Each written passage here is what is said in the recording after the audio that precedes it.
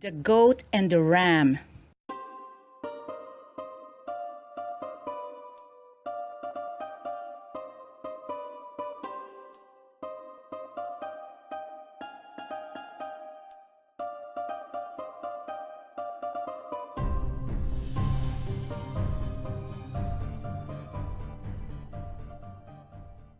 Once upon a time, there lived a man and his wife, and they had a goat and a ram.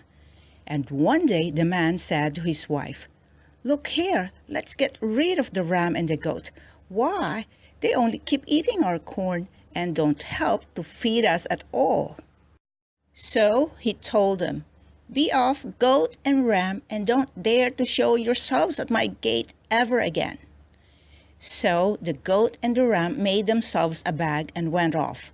And they went on and on, when suddenly they saw a wolf's head lying in the middle of the field. And they picked up the head, put it in their bag, and went on again. And they went on and on, when suddenly they saw a fire burning, and they said, "Let's go and spend the night there, lest the wolves should eat us." But when they got there, lo and behold, it was the wolves themselves who were cooking their porridge. And so they said, "Good evening, young fellows, and good appetite to you." And the wolves answered, "Good evening, Mr. Goat and Mr. Ram. We're just boiling our porridge. Come and have some, and then we'll eat you both up." At this, the goat took fright, while as for the ram, his legs had been shaking with fear for some time. Then the goat began to think, and he thought, and at last he said, "Come now, Mr. Ram, let's have a look at that wolf's head you've got in your sack." And the ram took out the wolf's head, when the goat said, "No, not that one. Let's have the other bigger one." And again the ram gave him the same head, but he said, "No, not that one either. Let's have the largest of all." And the wolves looked and thought the ram had a whole sack full of wolves' heads, and each one of them said to himself, "Well, these are nice guests to have.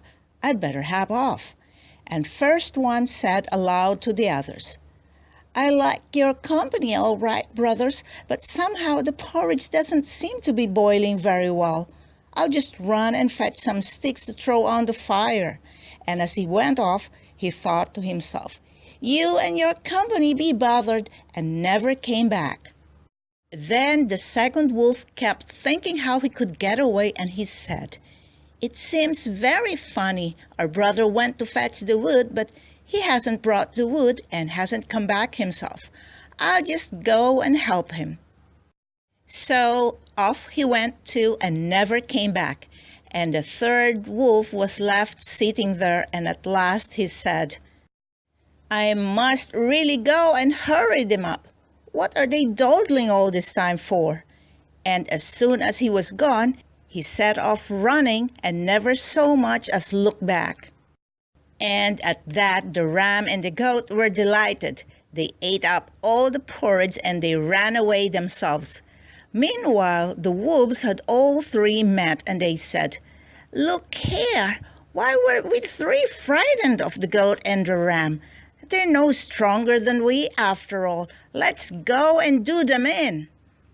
But when they came back to the fire, there was not so much as a trace of them left. Then the wolves set off in pursuit, and at last they saw them, where they had climbed up a tree, the goat on an upper and the ram on a lower branch.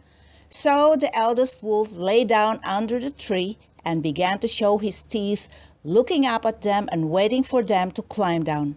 And the ram, who was trembling all over from fright, suddenly fell down right on top of the wolf, and at the same minute the goat shouted out from up above, "There, that's the one!